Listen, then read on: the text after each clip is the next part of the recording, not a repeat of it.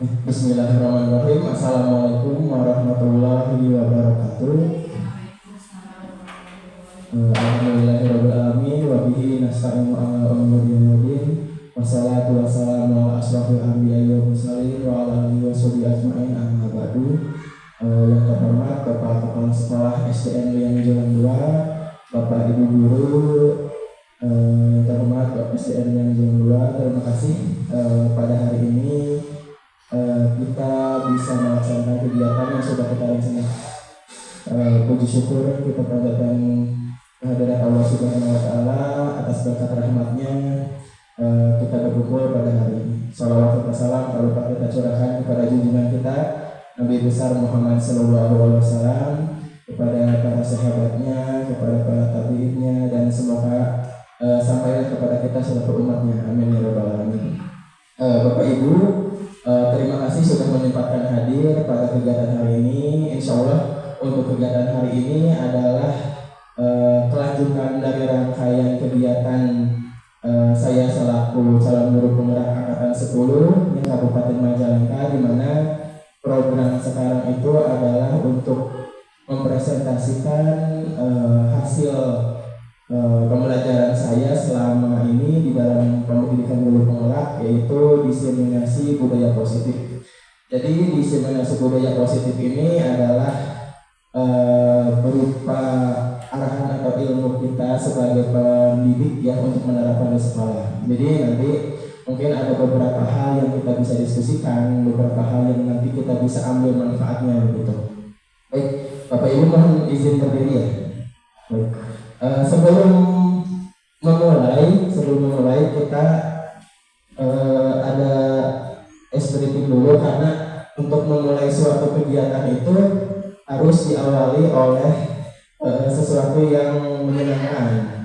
Nah, itu kita harus terapkan kepada anak didik juga. Jadi saat mulai belajar itu usahakan untuk memompa motivasi mereka untuk meningkatkan motivasi peserta didik. Salah satunya membangkitkan semangat dengan ice breaking. Nah, kebetulan untuk sekarang ice breakingnya kita karena sekarang Bapak Ibu guru ya, Bapak Ibu guru, jadi ice breakingnya kita tetap selalu berpikir gitu, tentang pikiran gitu. Jadi ada quotes-nya gitu ya. Jadi sekarang Bapak Ibu harus bisa berkonsentrasi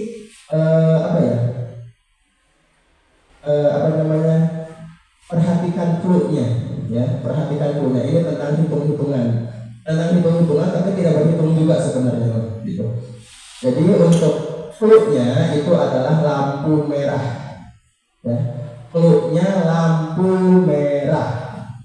Nah, clue-nya itu lampu merah. Kalau 1 itu 2, kalau 2 itu 5. Nah, kalau 3 berapa? Bu Ayu. Salah, kurang tepat. Boleh? Salah. Salah, Bu Desi. Salah. Bu sedih. Kalau 1 itu 2, kalau 2 itu 5. Nah, kalau 3 berapa? Salah. Pak Cucu? Salah. Salah. Ya, ulangi. Clue-nya itu adalah lampu merah. Clue-nya itu adalah lampu merah. Kalau 1 itu 2 ya. Kalau 2 itu 5. Kalau 3 berapa? Hijau. Salah. Ayo. Kalau 1 itu 2, kalau 2 itu 5. Nah, kalau 3 berapa? Ayo. Salah. Salah. Kalau 3 itu 5. Ya, 3 itu 5. Ulangi. Clue-nya lampu merah. Ya, clue-nya lampu merah. Kalau 4 itu 4. Kalau 6 itu 6. Kalau 11 berapa? 11. Salah.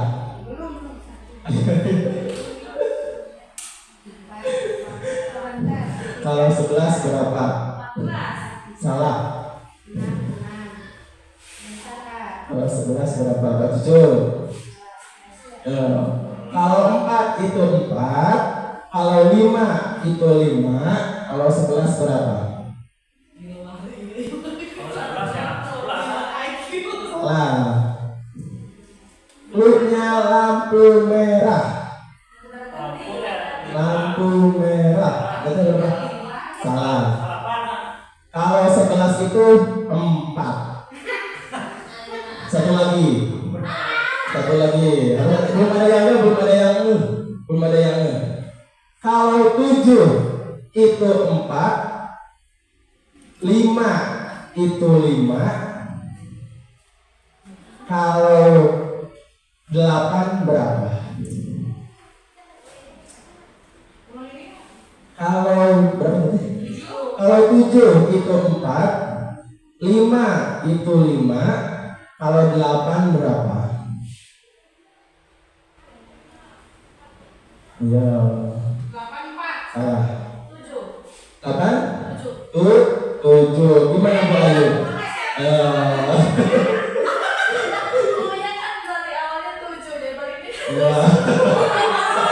Bukan. Jawabannya benar tapi juga salah. Berarti kalau misalnya 35 kan itu awalnya 1. Nah, bukan. Jadi cara menghitungnya kan cluenya lampu merah.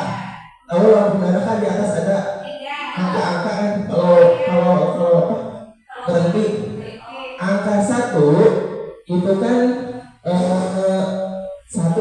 satu jaris, 2 jaris. Itu kan berarti 2. Kalau angka di kalkulator enggak Bu? Ya, kebayang kan? 1 itu ada berapa ruas? 2. Ada 2 ruas. 1 jadi angka 1. Kalau 2, 1, 2, 3, 4, 5. Nah, jadi patokannya bukan menghitung di jumlah kan, tapi lihat angka di layar lampu merahnya. Jadi itu kalau 0 berapa? 1, 2, 3, 4, 5, 6. Kalau angka 7, 1, 2, 3, 3, ya 3. Jadi kalau angka 4, 1, 2, 3, 4. Nah itu 4. Jadi bukan menghitung ya Bu. Jadi kalau di penjawab kita harus berpikir bukan menghitungnya gitu ya. Oke, terima kasih. Tepuk tangan dulu ya Bu.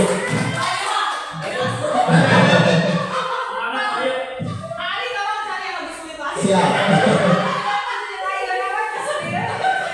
Oke, kita lanjutkan Bapak Ibu. Kita mulai untuk diseminasi budaya positif yang akan dibawakan langsung oleh saya sendiri, yaitu Adik Haryadi SPD, calon guru penggerak angkatan 10 dari SDN Liang Juang 2, Kabupaten Majalengka, Provinsi Jawa Barat. Baik, nah ini untuk saya sendiri, dan kemarin adalah pengajar praktiknya Bapak Dendi Irawan, dan untuk fasilitatornya Ibu Ajeng Krisna Sasi, kebetulan beliau dari Sukabumi. Jadi untuk belum kita bertemu, jadi hanya dapat daring saja untuk pembelajarannya.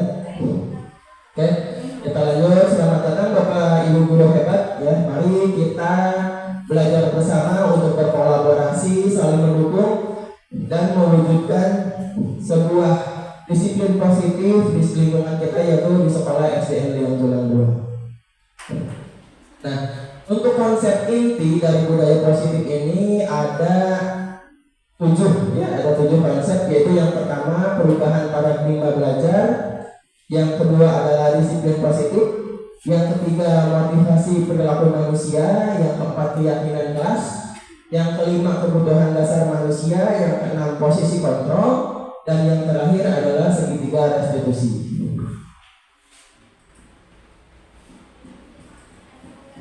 Baik, kita mulai untuk yang pertama, yaitu adalah perubahan paradigma belajar. Jadi pembelajaran dengan pembelajaran paradigma baru dirancang berdasarkan prinsip pembelajaran yang terdiferensiasi, sehingga setiap siswa belajar sesuai dengan kebutuhan dari tahap perkembangannya untuk mewujudkan profil pelajar Pancasila. Jadi kita itu sekarang dihadapkan ke sebuah perubahan di mana adanya pergantian kurikulum yang Bapak Ibu dari kemarin Kurtilas sekarang berubah menjadi kurikulum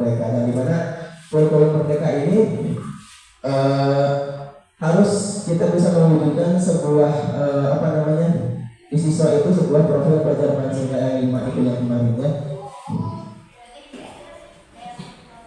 Nah, dimana untuk perubahan paradigma belajar ini yang pertama yaitu kita bahas yang sudah kita pelajari dari beberapa tahun kemarin karena kita sudah menggunakan kurikulum Merdeka. Yang pertama yaitu profil pelajar Pancasila, di mana ada 6 poin, yaitu yang pertama dari beriman bertakwa kepada Tuhan Yang Maha Esa dan berakhlak mulia. Terus yang kedua adalah berkebinekaan global, yang ketiga adalah gotong royong, yang keempat kreatif, terus yang selanjutnya bernalar kritis, dan yang terakhir adalah mandiri. Jadi ini adalah merupakan dasar dari kita untuk membangun pendidikan khususnya di SD yang juga kita harus berpedoman kepada profil pelajar Pancasila.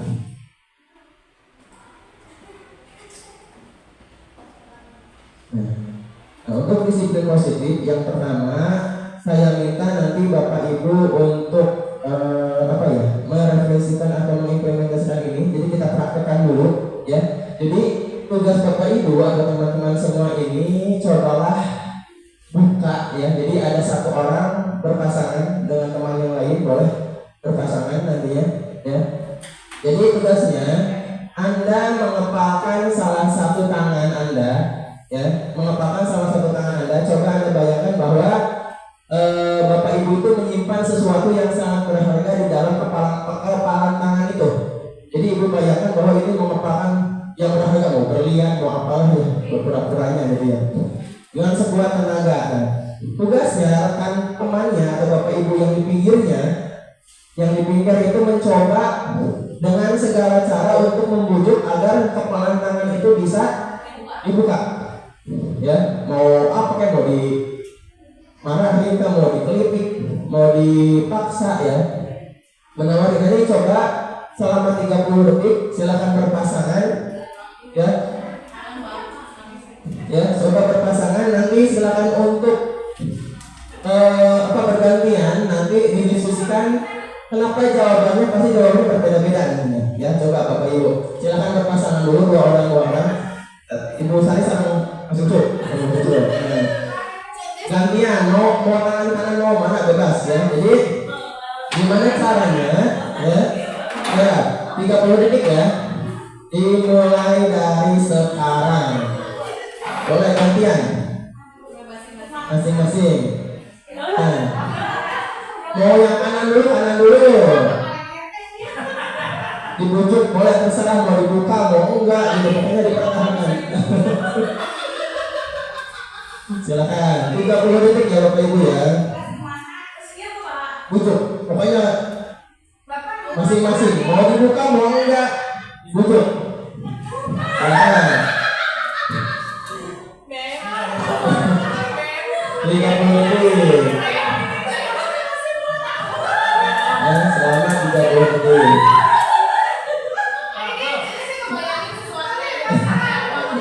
Kira-kira itu dalamnya berlian, bukan? Kira-kira itu dalamnya berlian.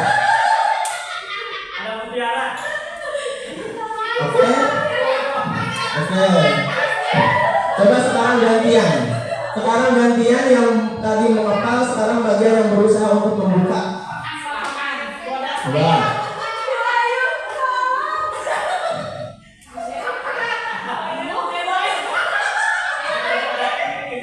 Pokoknya harus bisa.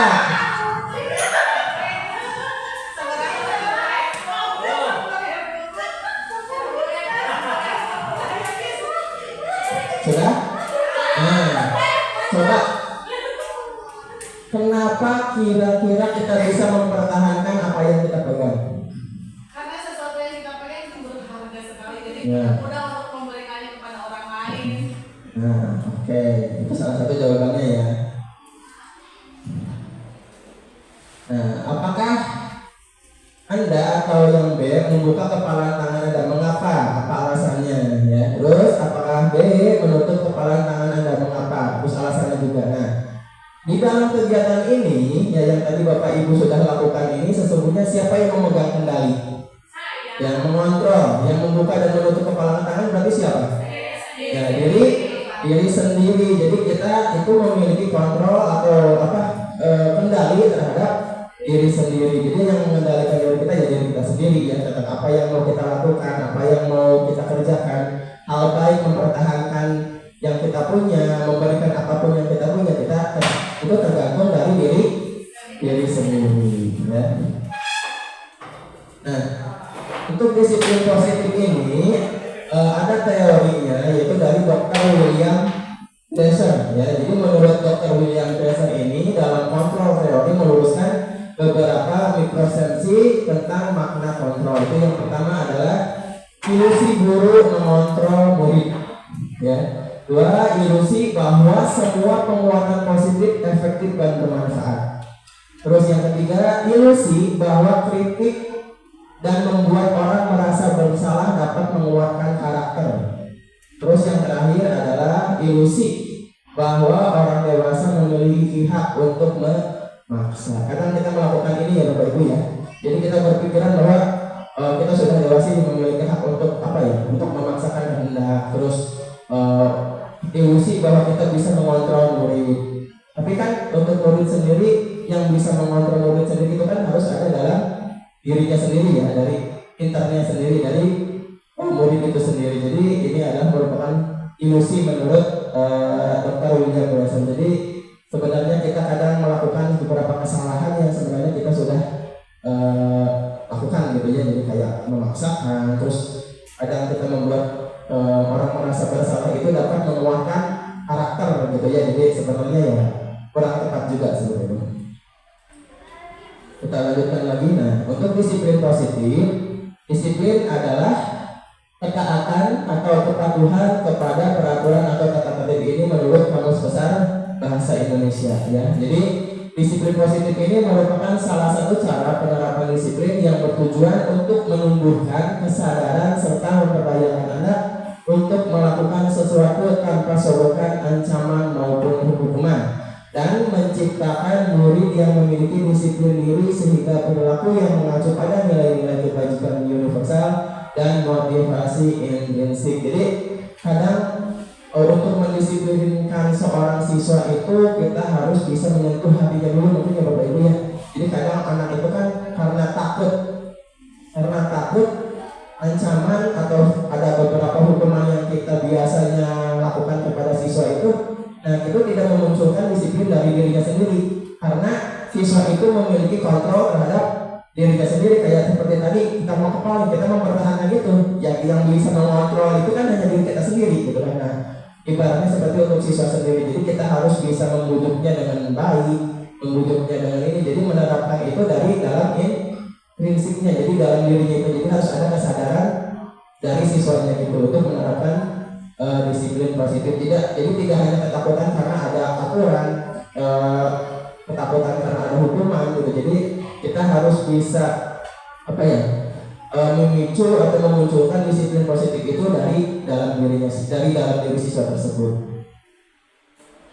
Nah, ini untuk disiplin positif menurut Ki Hajar Dewantara ya. Jadi Bapak Ki Hajar Dewantara menyatakan bahwa di mana ada kemerdekaan, di situlah harus ada disiplin yang kuat. Sungguh pun disiplin itu bersifat self disiplin, yaitu kita sendiri yang mewajibkan kita dengan sekeras-kerasnya, tetapi itu sama saja. Sebab jikalau kita tidak cakap melakukan self disiplin, wajiblah penguasaan lain mendisiplinkan diri kita.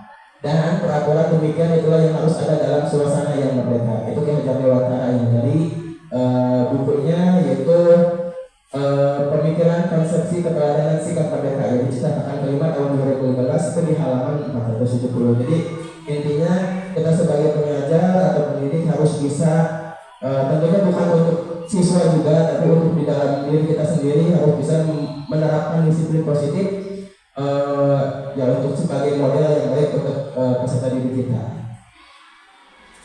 Selanjutnya untuk disiplin positif, yaitu nilai-nilai kebajikan universal, berarti nilai-nilai yang disepakati bersama lepas dari suku, bangsa, agama, bahasa maupun latar belakangnya. Jadi nilai-nilai kebajikan universal meliputi hal-hal seperti keadilan, tanggung jawab, kejujuran, bersyukur, lurus hati, berprinsip, integritas, kasih sayang, rajin, komitmen, percaya diri, kesabaran, dan masih banyak lagi. Jadi ini kita harus berproses untuk bisa memupuk peserta didik kita untuk menanamkan nilai-nilai tersebut, ya, nilai-nilai kebajikan ini.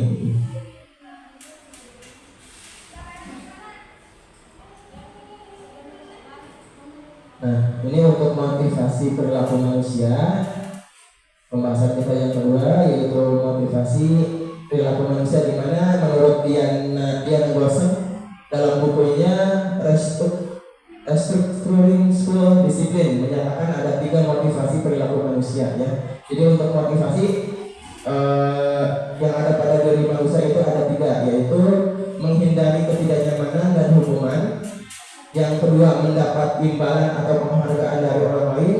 Yang ketiga, menghargai diri sendiri dengan nilai-nilai yang dipercaya. Nah, di mana ada motivasi ini kita suka kesesuaian kadang agar dapat ini nanti dapat hadiah ini gitu. Kalau kamu bisa ini nanti dapat hadiah ini. Nah, ada siswa itu kan karena ada imbalan jadi mereka bersemangat gitu. Terus kalau misalkan kalau kamu tidak melakukan ini nantinya ada hukuman ini. Nah, mereka pasti termotivasi untuk menghindari hukuman biasanya.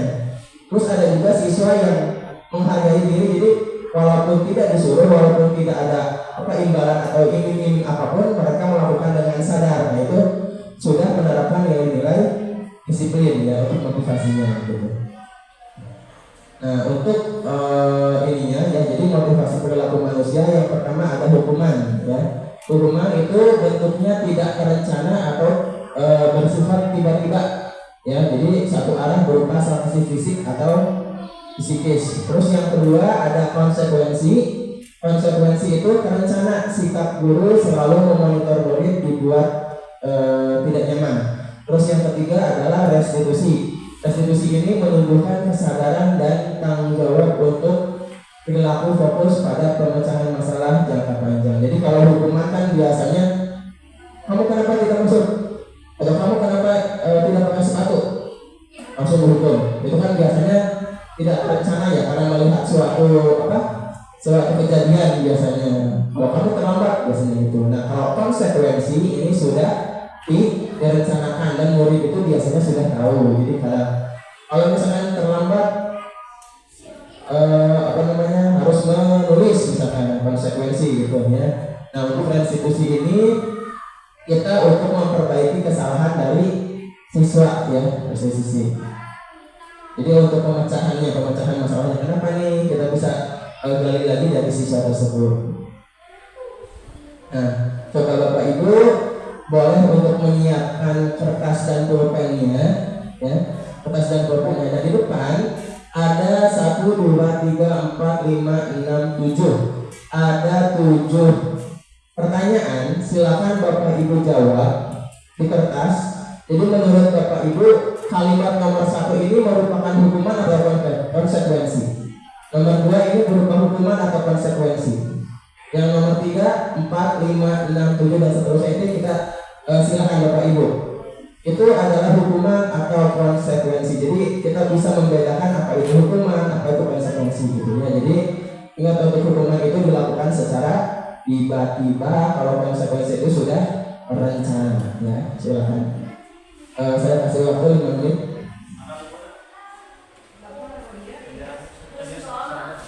Tidak usah, langsung jawabannya saja. Hukuman atau konsekuensi?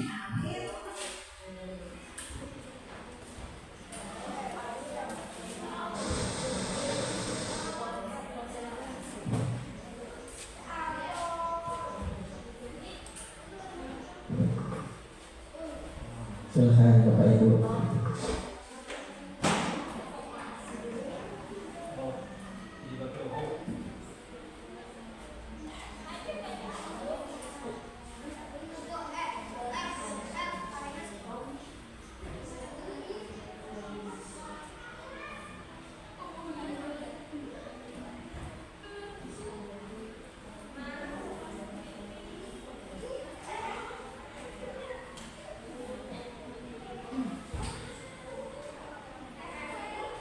Soalnya tidak perlu ditulis, Ibu langsung aja jawabannya saja.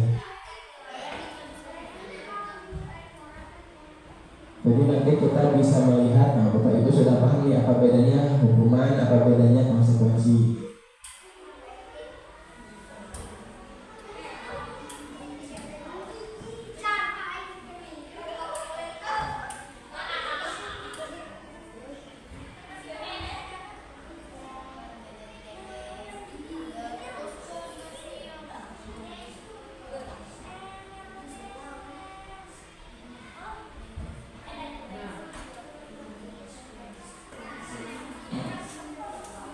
Baik, kita tunggu sampai semua menyelesaikan.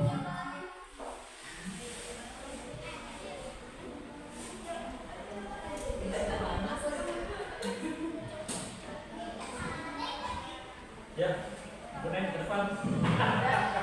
Di luar jangkauan. Tadi di luar nalar. Ice breaking itu di luar apa? Luar turun.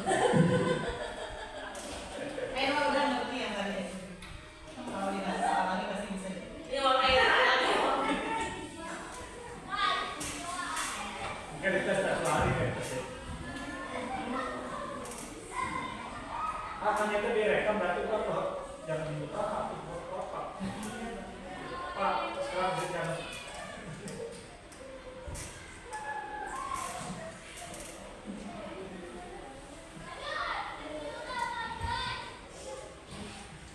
Baik, sudah selesai? Nah, nanti kita cocokkan jawaban dari Bapak Ibu dari nomor 1 sampai nomor 7. Apakah kalimat ini merupakan kalimat hukuman atau konsekuensi? Nanti lihat yang betulnya berapa, ya. Oke. Nah, coba dilihat. Ada yang salah tidak atau betul semua atau enggak? Salah satu ya. Nah, yang nomor 1 mencatat 100 kali di dalam buku kalimat saya tidak akan terlambat lagi karena terlambat sekolah itu adalah hukuman. Ada yang sama? Nah, yang kedua lari mengelilingi lapangan basket 2 kali karena terlambat hadir di sekolah itu hukuman. Ada yang sama? Sama. Ya, ada yang beda? Ada. Ya, terus yang ketiga murid diminta untuk push up 15 kali karena tidak menggunakan masker ke sekolah. Itu adalah hukuman. Terus yang keempat menggantikan kertas tugas teman yang telah dicoret-coret itu adalah sebuah konsekuensi. Jadi kita harus bertanggung jawab ya tentang apa yang sudah kita lakukan. Terus membersihkan tumpahan air di meja tulis karena tersenggol pada saat belajar itu merupakan konsekuensi. Kita harus tanggung jawab juga ya terhadap hal itu. Terus yang keenam, murid disuruh untuk tidak menggunakan sepatu sehari di sekolah karena tidak menggunakan sepatu lipat. Itu sebuah hukuman. Terus yang terakhir adalah lari mengelilingi lapangan basket 2 kali karena terlambat 10 menit untuk pelajaran PJOK. Ini adalah konsekuensi. Nah, biasanya untuk konsekuensi yang ada di pelajaran itu sudah disepakati bersama oleh siswa yang biasanya seperti itu. Nah, ini untuk perbedaan hukuman dan konsekuensi. Ya mudah-mudahan nanti kita pada prakteknya untuk bisa mengimplementasikan apa yang kita dapatkan bisa bisa memilah antara hukuman dan konsekuensi gitu ya Bapak Ibu. Karena sebenarnya kan berbeda, tapi karena ini kan sama-sama ya. Karena kadang sama, apakah ini termasuk hukuman, apakah ini termasuk konsekuensi. Jadi kita harus bisa memilih antara bedanya konsekuensi dan hukuman. Nah, baik. Nah, untuk selanjutnya yaitu adalah keyakinan kelas ya, keyakinan kelas ya. Di situ di depan ada kata-kata kenapa keyakinan kelas bukan peraturan kelas. Ada yang bisa jawab Bapak Ibu? Kenapa keyakinan kelas bukan peraturan kelas?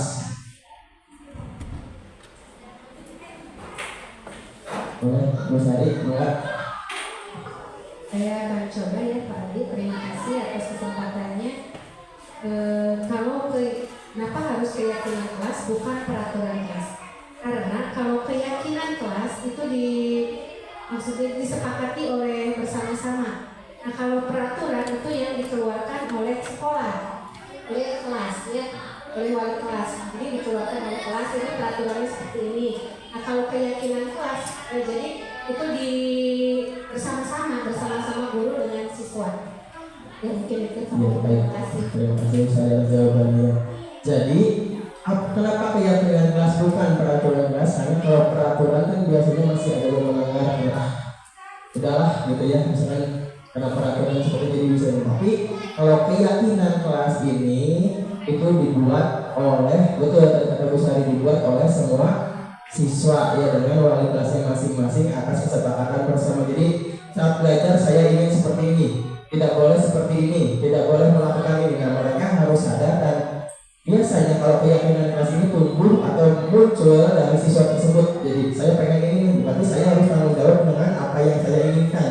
Beda lagi dengan peraturan. Kalau peraturan kan biasanya oleh pihak sekolah yang sudah seperti ini gitu, tidak kadang ada yang kurang serang atau apa gitu. Tapi untuk keyakinan kelas sendiri, lingkupnya di kelas kita untuk mencapai pembelajaran atau bertujuan untuk melaksanakan pembelajaran yang menyenangkan, yang nyaman bagi siswa tersebut gitu. Jadi siswanya sudah paham keyakinan mereka apa. Jadi untuk pembelajaran pun mereka bisa menerapkan keyakinan yang mereka sepakati bersama ya, betul. Nah, untuk selanjutnya di bawah, mengapa kita memiliki peraturan harus menggunakan helm bila mengendarai roda 2 ya. Itu kan kalau peraturan nih, peraturan agar aman, agar tidak ditilang oleh polisi gitu ya. Terus di bawahnya, mengapa kita memiliki peraturan harus datang tepat waktu saat menghadiri kegiatannya. Nah ini bedanya aturan dengan keyakinan ya. Kalau ini kan aturan nih, peraturan yang dibuat kita harus dipatuhi untuk menghindari polisi ya, untuk mengamankan kepala kita, untuk menghindari kecelakaan. Tapi mengapa kita memiliki peraturan harus datang tepat waktu? Ini sebuah keyakinan ya, harus tepat waktu ya, untuk menghargai orang lain ya. Jadi nggak ada aturannya nih kalau tepat waktu, udah aja santai ya, mulai juga yang berapa misalkan gitu. Tapi kalau di dalam diri kitanya sudah itu untuk menghargai orang lain, itu berupa keyakinan gitu ya. Nah selanjutnya ini adalah poin-poin dari keyakinan kelas, yaitu keyakinan kelas bersifat lebih abstrak daripada peraturan. Jadi tidak tertulis pun sebenarnya dari dalam diri kita kan, untuk menghargai orang lain, untuk menjaga perasaan orang yang termasuk keyakinan gitu ya. Terus keyakinan kelas berupa pernyataan universal ya. Terus keyakinan kelas senantiasa dibuat dalam bentuk positif ya. Tentunya untuk keyakinan itu hal-hal yang positif untuk membuat rasa nyaman, rasa aman untuk siswa itu. Terus yang selanjutnya, keyakinan kelas hendaknya tidak terlalu banyak sehingga mudah diingat dan dipahami oleh semua warga kelas. Terus yang selanjutnya, keyakinan kelas sebaiknya sesuatu yang dapat diterapkan di lingkungan tersebut. Jadi jangan yang macam-macam ya. Misalkan contoh saya, untuk keyakinan kelas saat melaksanakan pembelajaran PJOK harus memakai sepatu. Kadang anak-anak ada yang dibuka sepatunya, tapi dengan menerapkan keyakinan kelas yang mereka paham bahwa saat olahraga tidak boleh pakai sepatu. Gitu. Jadi tanpa disuruh pun mereka sudah sadar harus pakai sepatu. Terus memakai baju olahraga, misalkan harus rapi baju olahraganya gitu. Ataupun misalkan dalam kelas tidak boleh makan, misalkan saat jam pembelajaran berlangsung, itu kan berupa keyakinan yang sudah disepakati gitu. Terus yang terakhir, semua warga kelas hendaknya ikut berkontribusi dalam pembuatan keyakinan kelasnya.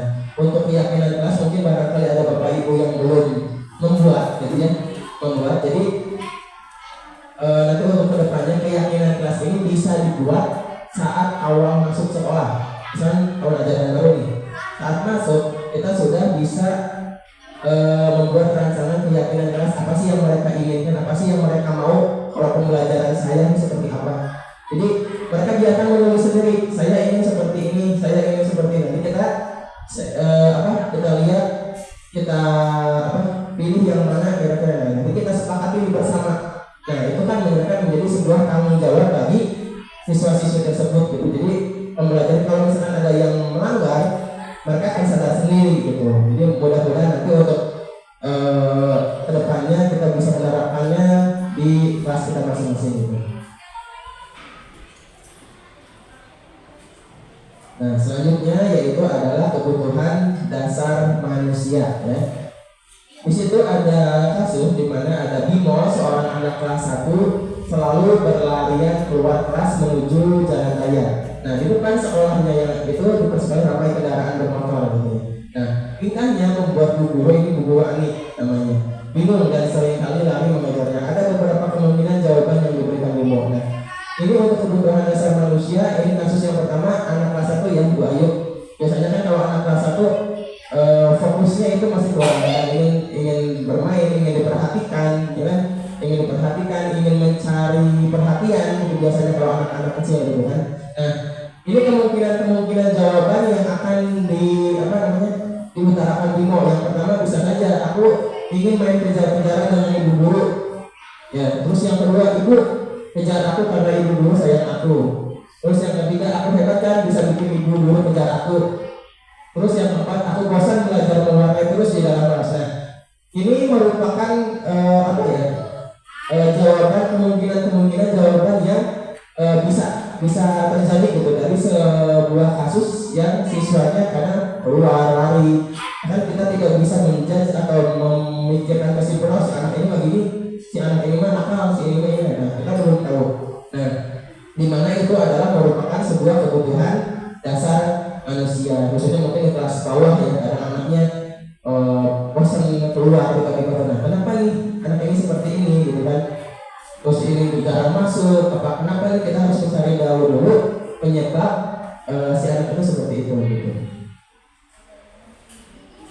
Nah, ini untuk yang kelima, yang selanjutnya yaitu adalah 5 posisi kontrol ya. Ini untuk 5 posisi kontrol ini biasanya ini ada di sekolah kita. Nah, ini adalah posisi yang biasanya Bapak Ibu guru terapkan atau kita sebagai di antara 5 ini, yaitu yang pertama adalah penghukum, yang kedua adalah pembuat merasa bersalah, yang ketiga adalah teman, yang keempat adalah sebagai pemantau, dan yang kelima adalah sebagai manajer. Nah, ini adalah posisi kontrol yang kita terapkan biasanya di dalam lingkungan sekolah. Ada biasa jadi seorang penghukum, bisa jadi kita menjadi seorang pembuat rasa bersalah, bisa menjadi seorang teman, bisa menjadi seorang pemantau, terus dan bisa menjadi seorang manajer ya.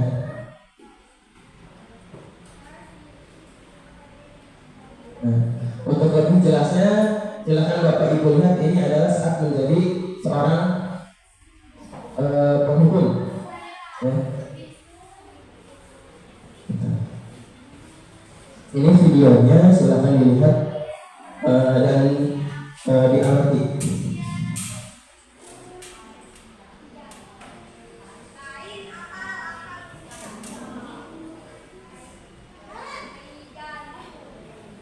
Sini kamu.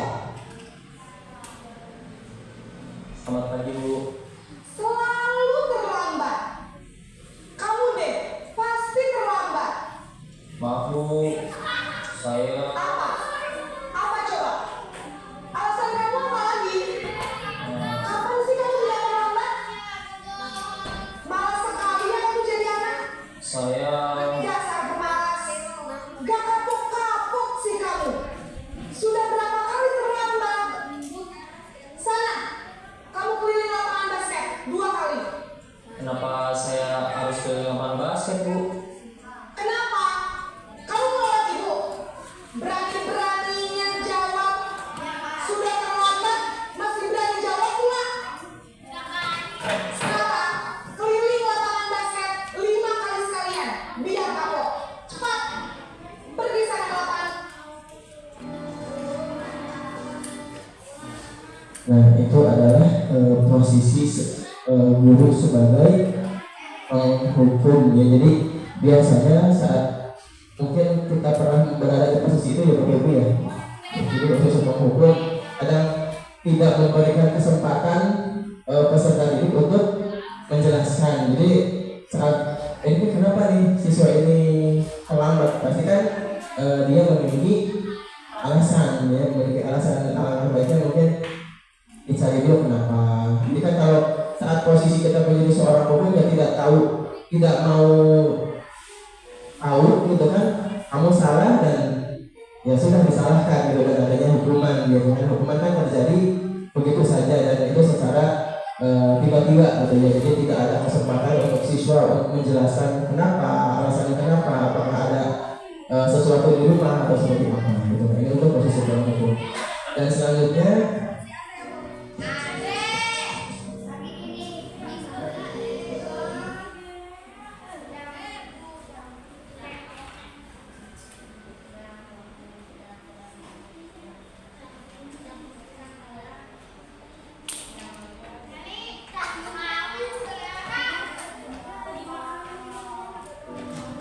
nah ini posisi membuat rasa bersalah ya.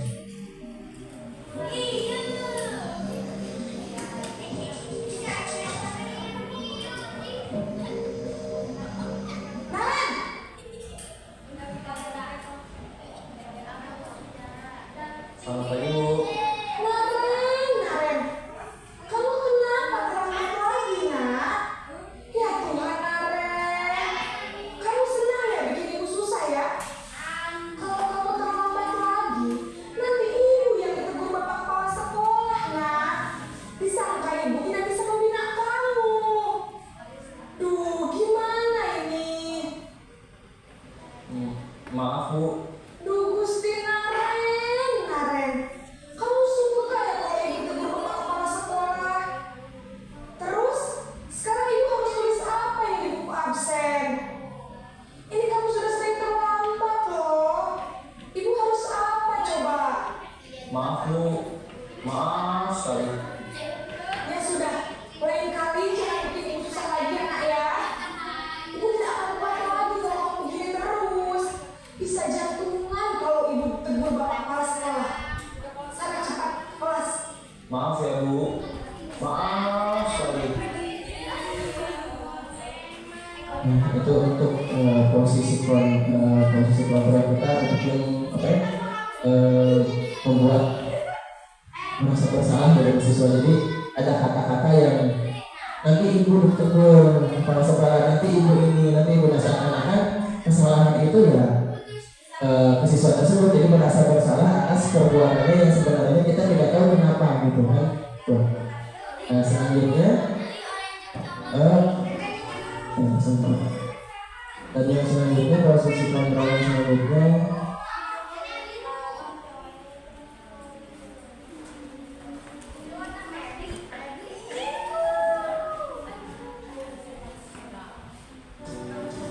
posisi teman ya Bapak Ibu.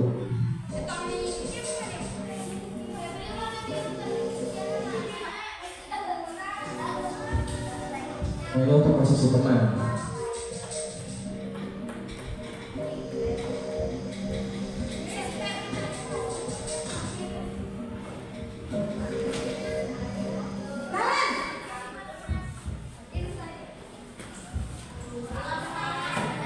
Selamat pagi Bu.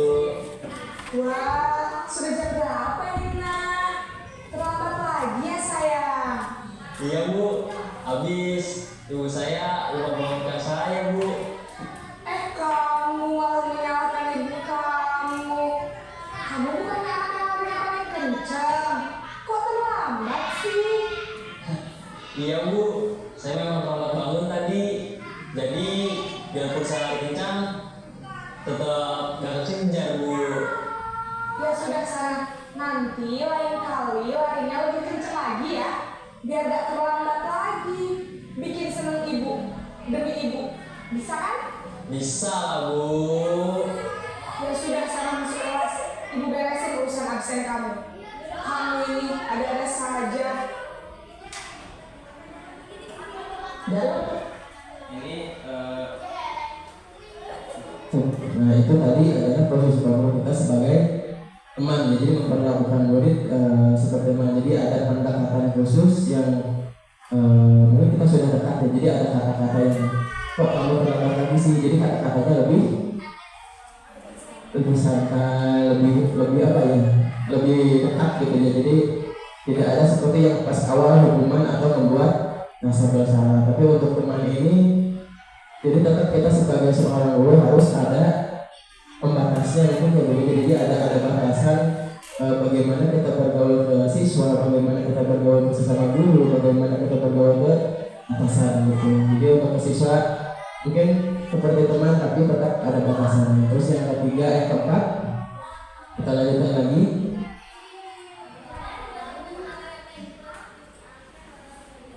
Ke posisi pemantau atau monitor. Kita sebagai pendidik, sebagai posisi pemantau.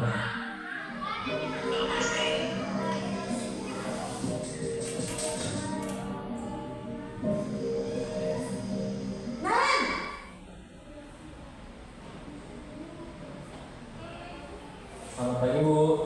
Naren, apa peraturan sekolah kita tentang jam berapa kita harus masuk sekolah, nak? Kita harus di sekolah jam 7, Bu. Iya betul, sekarang sudah jam 7.20. Naren sudah tahu konsekuensinya jika terlambat hadir. Paham, Bu. Saya harus tinggal kelas pas jam istirahat selama 20 menit. Iya benar, konsekuensinya demikian. Jadi nanti jam 9.30 pas istirahat, kamu harus tinggal di kelas, kerjakan.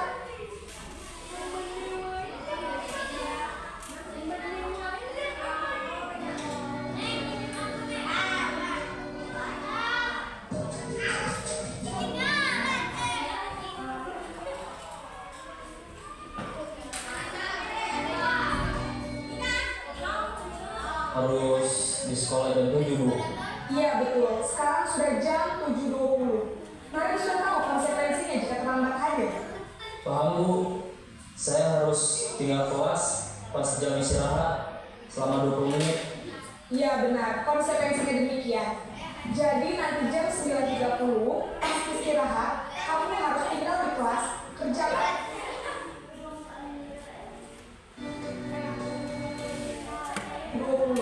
Naren sudah tahu konsekuensinya jika terlambat hadir. Paham, Bu. Saya harus tinggal kelas pas jam istirahat selama 20 menit. Iya.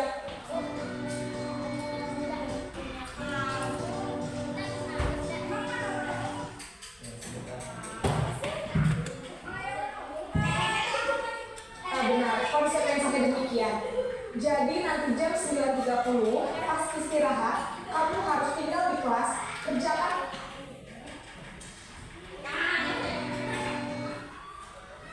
Nah, jadi untuk posisi pemantau itu lebih ke guru yang mengingatkan kembali ke aturan-aturan yang sudah ada di sekolah gitu. Jadi ada kan aturan itu kan siswa ada beberapa yang lupa atau tidak mengindahkan. Jadi sebagai guru yang memantau itu, guru pemantau, posisi pemantau itu lebih mengingatkan lagi tentang aturan dan konsekuensinya, dan siswa pun saat posisi seperti itu mereka paham apa saja konsekuensi yang apabila dia melakukan sebuah kesalahan gitu. Terus yang selanjutnya, yang terakhir, posisi manajer.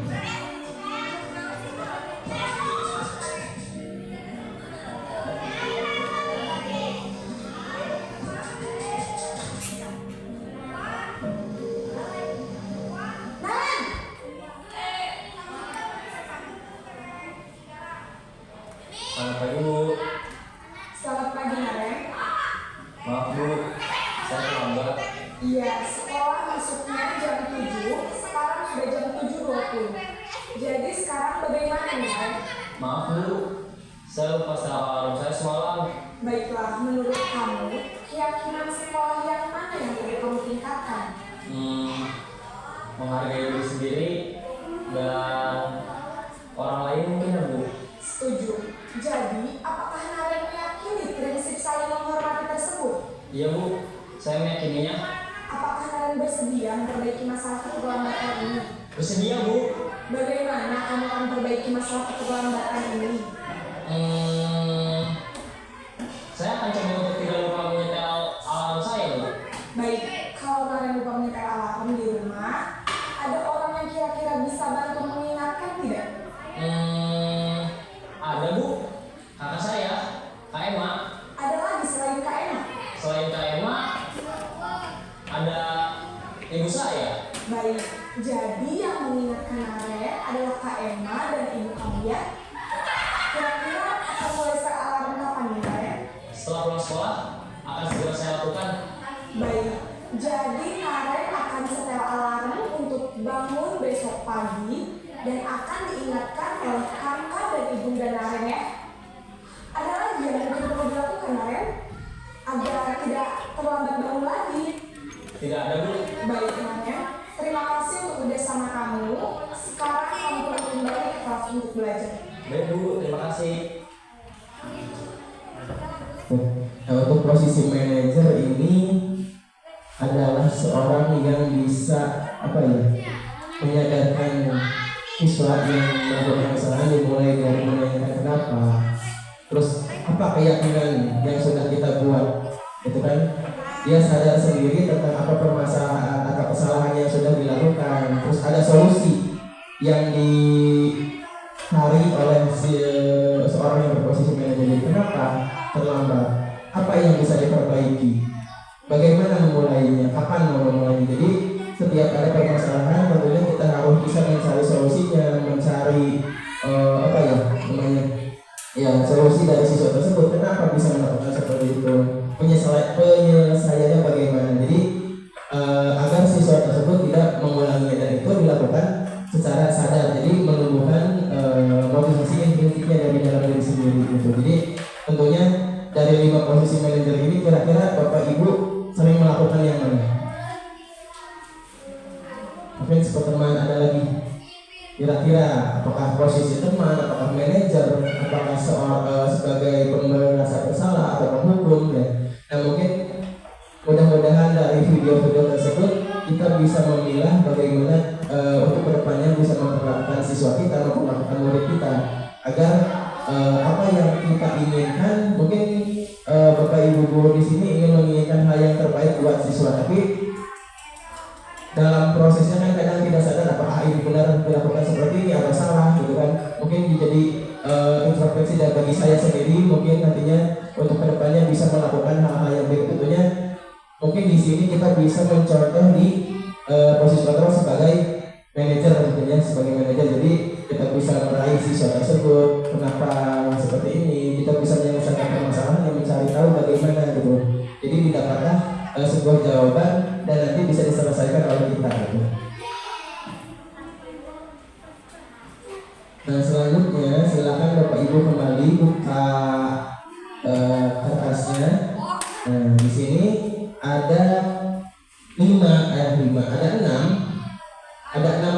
pertanyaan. Kira-kira di dalam pertanyaan ini termasuk yang mana? Apakah penghukum, pemberi rasa bersalah, terus teman, atau sebagai manajer, atau sebagai yang itu pemantau? Ya silakan Bapak Ibu.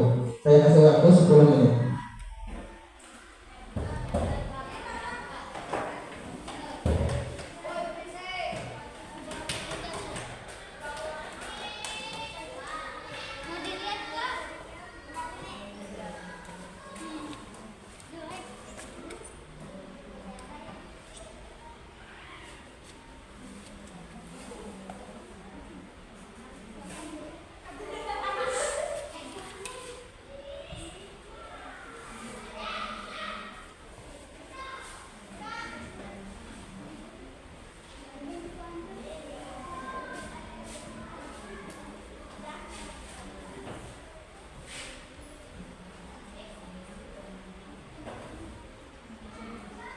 Mungkin kalau dari Bapak Ibu melihat ada sebuah kata-kata yang ditebalkan di dalam video. Nah, itu menjadi sebuah ciri khas dari posisi kontrol itu masing-masing. Misalkan pemberi hukuman ada kata-kata seperti apa, terus sebagai pemantau ada kata-kata seperti apa, sebagai teman seperti apa gitu.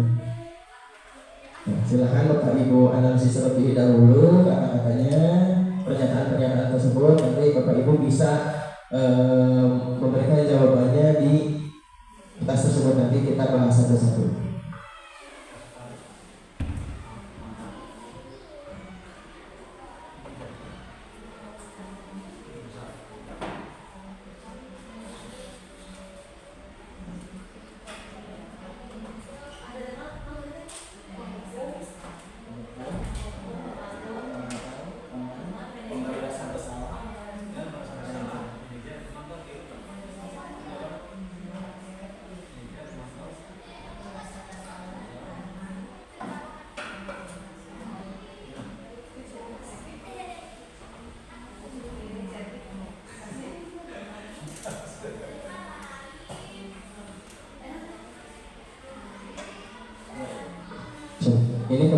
ada jawaban yang sama ya Bapak Ibu. Karena kan posisi kontra hanya 5 nih. Di sini jawabannya ada 6.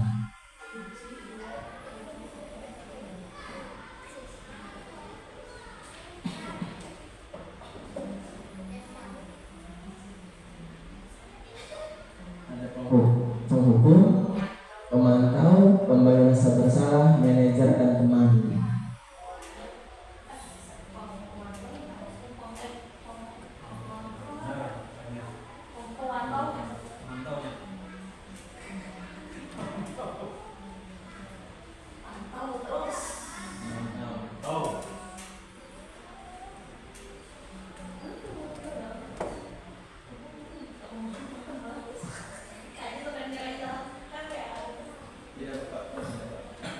Tidak Bapak Ibu, kita sama-sama belajar, kita sama-sama intinya sebagai bahan penambah ilmu kita sendiri.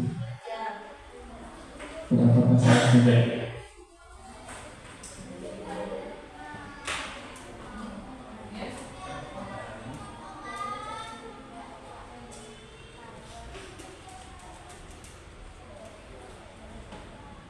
Sudah selesai Bapak Ibu? Boleh? Oke, silakan. Tenang, tidak terlalu santai saja.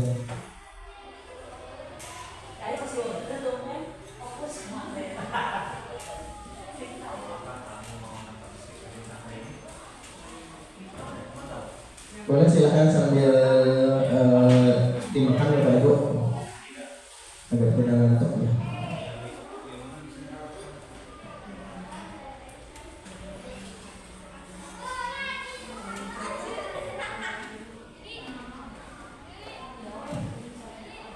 Sudah? Mas itu sudah? Sudah. Bu Sari? Bu Sri? Sudah. Bu Desi? Sudah. Sudah?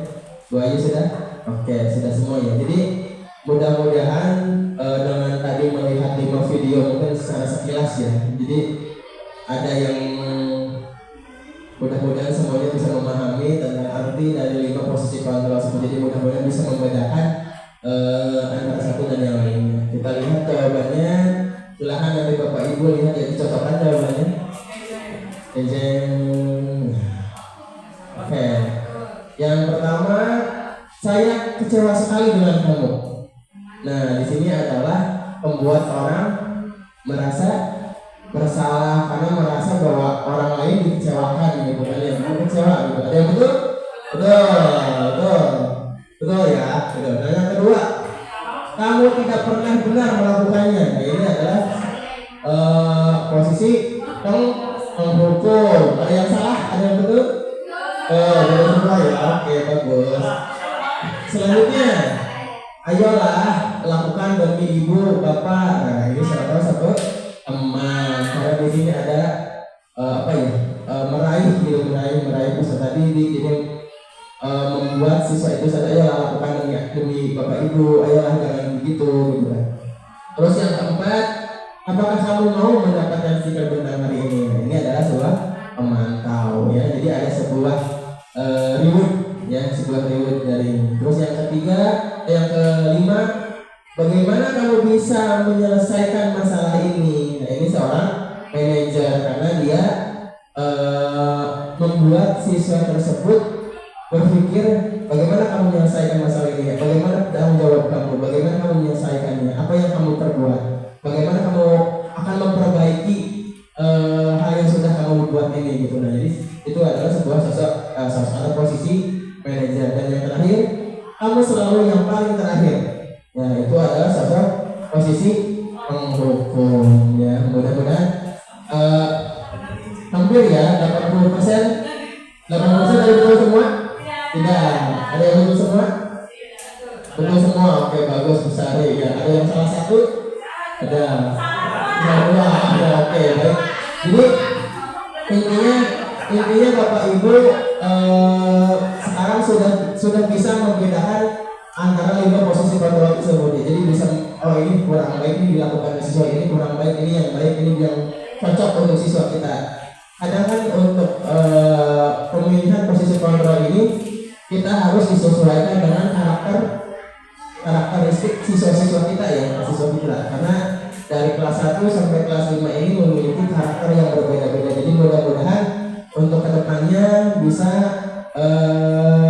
kita bisa memberikan sikap yang tepat bagaimana menghadapi peserta didik kita yang memiliki karakter yang bermacam-macam. Oke, selanjutnya segitiga restitusi.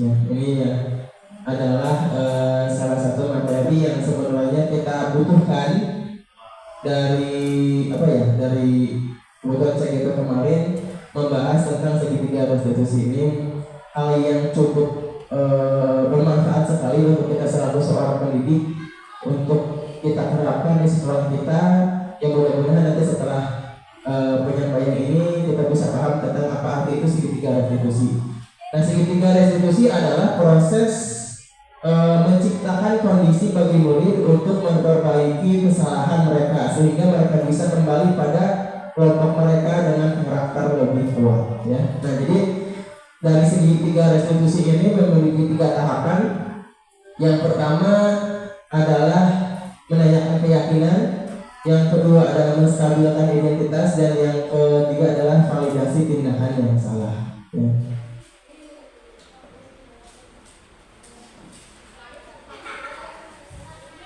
Nah, yang pertama adalah menstabilkan identitas. Jadi berdasarkan prinsip melakukan kesalahan merupakan bagian dari proses pembelajaran. Jadi tidak ada belajar yang langsung betul ya Bapak Ibu, di mana-mana mungkin untuk mencapai sebuah proses pasti melakukan kesalahan terlebih dahulu ya.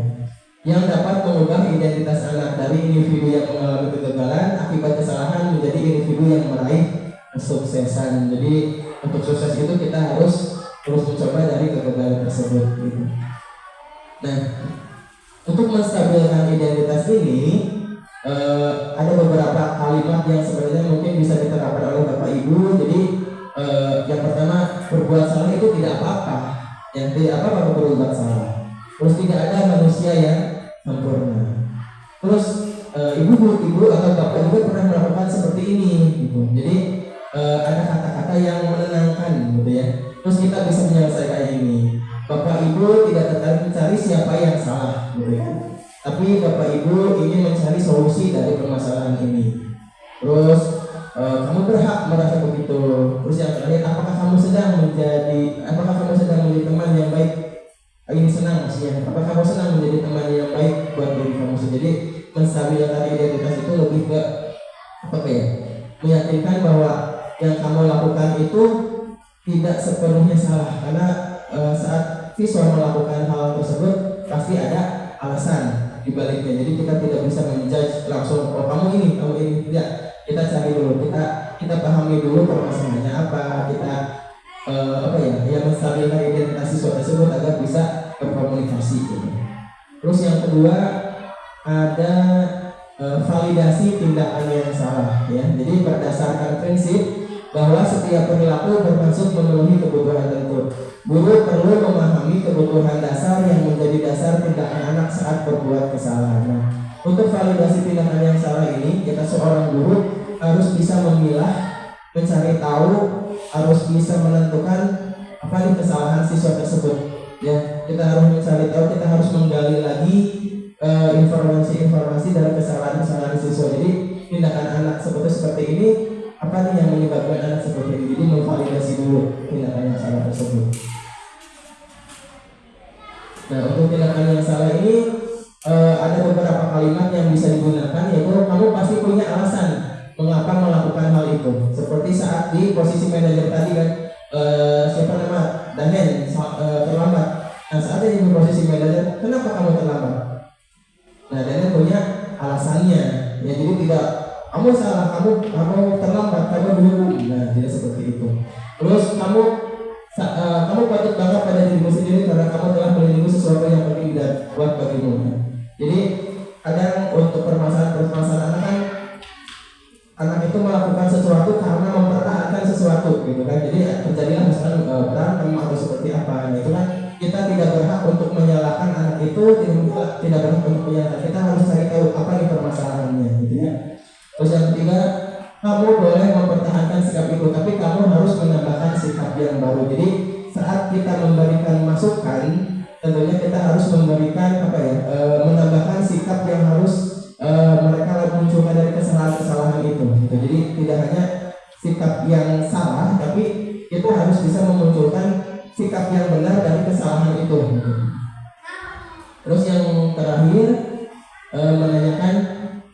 keyakinan ya, dilakukan dengan memberikan pertanyaan-pertanyaan yang memiliki makna sehingga memicu motivasi intrinsik dan memungkinkan mereka mengaitkan keyakinan mereka dengan perilaku yang kurang tepat. Nah, untuk contoh kalimatnya, yang pertama, apa yang kita percaya sebagai kelas atau keluarga. Jadi menanyakan keyakinan-keyakinan yang sudah dibuat gitu ya, karena pas awal kita ada keyakinan kelas gitu yang kita sepakati bersama. Terus apa nilai-nilai ilmu yang kita telah sepakati? Apa bayangan kita telah tentang kelas yang ideal? Kamu mau jadi orang yang seperti apa gitu? Ya, jadi untuk segitiga retribusi ini kemarin saya sudah membuat sebuah kasus. Jadi contohnya ada anak yang membuli, misalkan anak membuli karena tidak diberi contekan PR. Nah, tidak memberi contekan PR. Dia membuli satu anak. Nah, bagaimana kita menyelesaikannya? Apakah kita langsung menghukum siswa tersebut? Tidak ya. Kita cari dulu. Yang pertama kan kita menstabilkan identitas terlebih dahulu ya. Kita kembali lagi ke yang awal, menstabilkan identitas. Kita panggil anak tersebut ya, anak tersebut yang sudah melakukan kesalahan kita panggil. Jadi saat menstabilkan identitas tidak boleh ada di ruang terbuka. Kita harus secara berdua lah minimal. Kita dibawa ke ruangan, kita tanya dengan baik-baik. Kita tidak langsung menjudge. Jadi kita cari tahu kenapa kamu melakukan seperti ini, apakah benar kamu melakukan seperti ini gitu kan.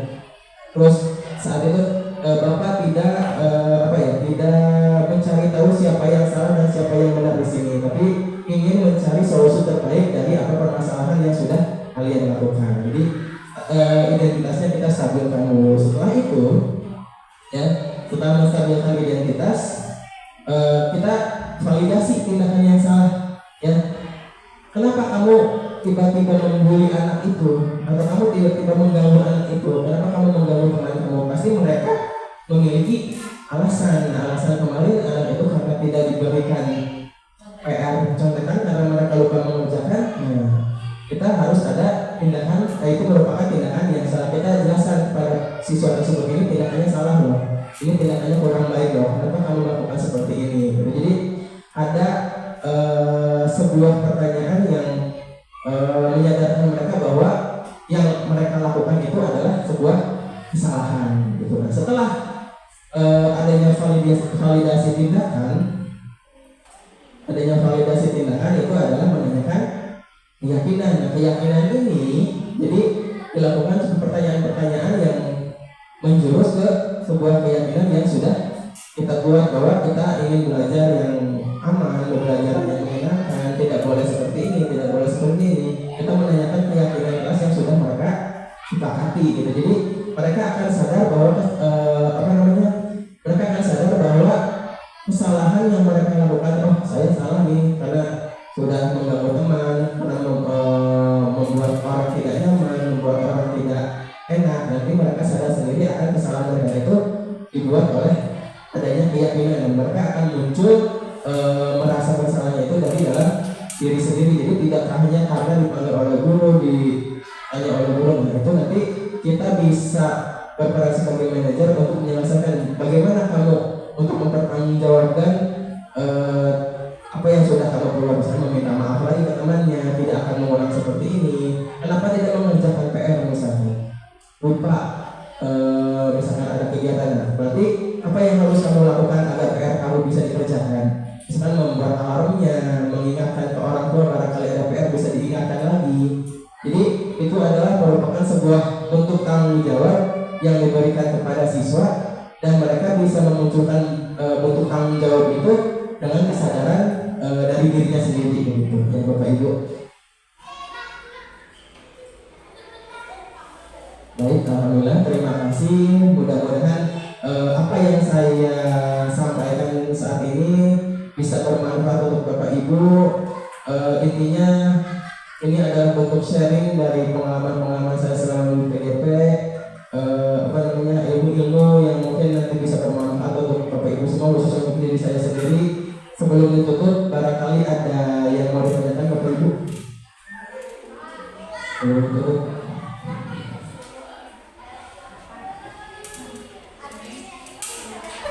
barangkali tanggapan tentang diskusi atau pemaparan materi dari saya, mangga silakan.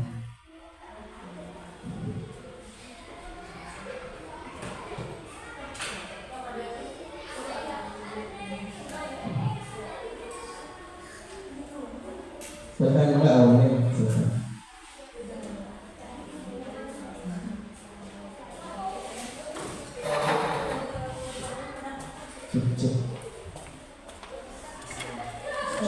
Cek. Assalamualaikum warahmatullahi wabarakatuh. Terima kasih kepada Pak Adi yang memberikan kesempatan kepada saya terutama untuk memberikan mungkin pesan atau refleksi dari penjelasan materi yang telah disampaikan tadi. Kesannya menurut saya cukup bagus lagi karena materinya begitu detail dan interaksi dengan kami sebagai audiensi cukup aktif dan memberikan penjelasan sehingga apa yang kurang kami pahami di pembelajaran dapat ilmu baru lagi dan bisa diterapkan di sekolah ini. Mudah-mudahan bisa terrealisasi, berbagi ilmu, berbagi pengalaman, dan sangat bermanfaat lagi ketika Pak Adi melakukan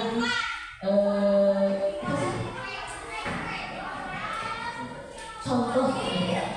Mudah-mudahan bermanfaat bagi kami semua demi kemajuan SDN Tulang 2 dan demi perbaikan ataupun cara mengajar di kelas menghadapi masalah dari berbagai karakter anak. Mungkin seperti itu Pak Adi.